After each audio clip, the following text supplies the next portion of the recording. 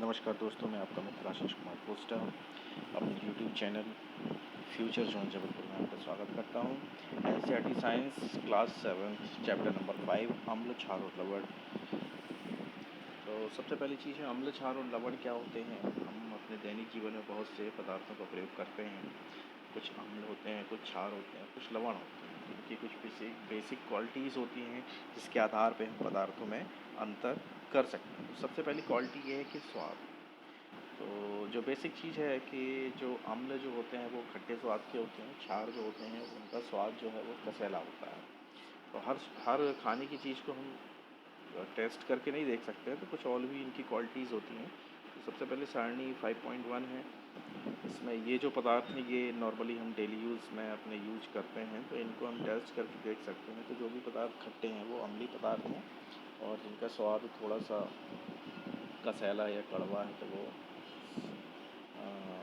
क्षारक पदार्थ होते हैं। तो इसमें नींबू का रस, संतरे का रस, इमली, इमली, आंवला, अंगूर, कच्चा आम, ये सब अम्लीय पदार्थों से जुड़े होते हैं। अब इसके आगे फिर डेफिनेशंस हैं अम्ल और क्षारक की। इसमें देखिए अम्ल का डेफिनेशन है दही, नींबू, संतरे का रस और सिरके का स्वाद खट्टा होता है। इन पदार्थों का खट्टा स्वाद इसलिए होता है क्योंकि इनमें अम्ल पाए जाते हैं। ऐसे पदार्थों की रासायनिक प्रकृति अम्लीय होती है। एसिड शब्द की उत्पत्ति लैटिन शब्द एसियर से हुई है, जिसका अर्थ होता है खट्टा। और इन पदार्थों में पाए जाने वाले जो अम्ल होते हैं वो प्राकृतिक अम्ल होते हैं। इसी प्रकार क्षारकीय के लिए है कि कुछ पदार्थ हैं जिनका स्वाद खट्टा नहीं होता है, लेकिन इसका स्वाद कड़वा होता है। और सबसे महत्वपूर्ण चीज़ ये है कड़वा या कसैला। और सबसे महत्वपूर्ण चीज़ ये है कि उसको अगर उंगलियों के बीच में हम रखते हैं और रगड़ते हैं तो ये साबुन जैसा चिकना लगता है। तो ये पदार्थ क्षारक कहलाते हैं। फॉर एग्ज़ाम्पल हमारा खाने का सोडा आदि क्षारकीय पदार्थ हैं।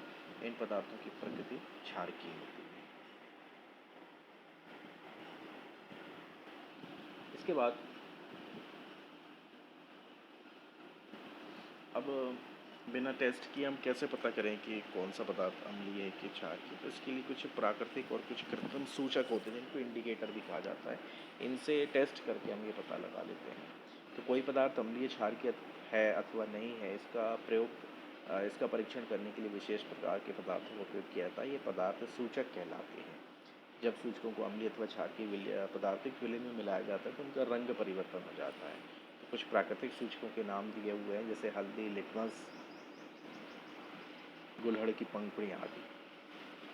तो ये बहुत महत्वपूर्ण सारणी प्रतियोगी परीक्षाओं में इसमें डायरेक्ट क्वेश्चन आ जाते हैं। स्टेट एग्ज़ाम में और यूपीएससी में भी आपसे खाद्य पदार्थ और उसमें कौन सा अम्ल या कौन सा क्षार पाया जाता है इसके बारे में ये टेबल है, बहुत इंपॉर्टेंट है। देखिए सिरके में एसिटिक अम्ल पाया जाता है, चींटी के डंके में फॉर्मिक अम्ल पाया जाता है, नींबू कुल के जितने भी खट्टे फल हैं उसमें साइट्रिक अम्ल पाया जाता है, दही में लैक्टिक अम्ल पाया जाता है, पालक में ऑक्जेलिक अम्ल पाया जाता है, आंवला और सिट्रस फल, ये सिट्रस कुल के फल हैं, इसमें एस्कॉर्बिक अम्ल या विटामिन सी पाया जाता है। इमली, अंगूर, कच्चे आम आदि में टार्ट्रिक अम्ल पाया जाता है। इसी प्रकार क्षारक में देखिए चूने के पानी में कैल्शियम हाइड्रोक्साइड,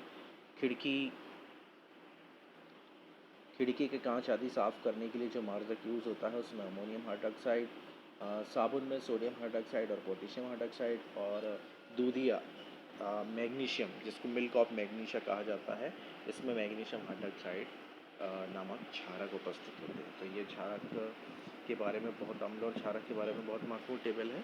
इसके अलावा प्राकृतिक सूचक हैं, तो सबसे महत्वपूर्ण प्राकृतिक सूचक जो है वो लिटमस होता है।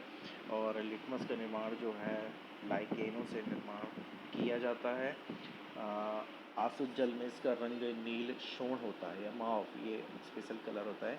जब इसे अम्लीय विलयन में मिलाया जाता है तो ये लाल हो जाता है, जब क्षारीय विलयन में मिलाया जाता है तो नीला हो जाता है। यह विलयन के रूप में अथवा कागज़ की पट्टियों के रूप में भी उपलब्ध होता है। इसे लिटमस पत्र कहते हैं और यह समानतः लाल और नीले रंग में उपलब्ध होता है। तो ये लिटमस पेपर की सहायता से किसी भी खाद्य पदार्थ के या किसी भी पदार्थ के अम्लीय या क्षारीय होने का बोध किया जाता है। इस प्रक्रिया का हम अध्ययन प्रयोगशाला में कर सकते हैं। अब इसके बाद है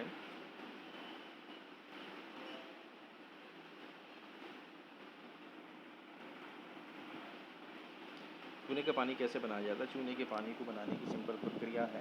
किसी बोतल में चूने की कुछ मात्रा घोली जाती है और विलेन को भली भांति मिलाकर कुछ देर रखा जाता है और जो निस्यंद होता है उससे विलयन को निथार लिया जाता है तो चूने का पानी प्राप्त होता है। अब उदासीन विलयन क्या होते हैं? अभी अम्लीय विलयन और क्षारीय विलयन तो है, उसके बाद है उदासीन विलयन। तो वे विलयन जो लाल अथवा नीले लिटमस पेपर के रंग को परिवर्तित नहीं करते, उदासीन विलयन कहलाते हैं। उदासीन विलयन जो है ये लिटमस में कोई भी रंग प्रदान नहीं करते हैं।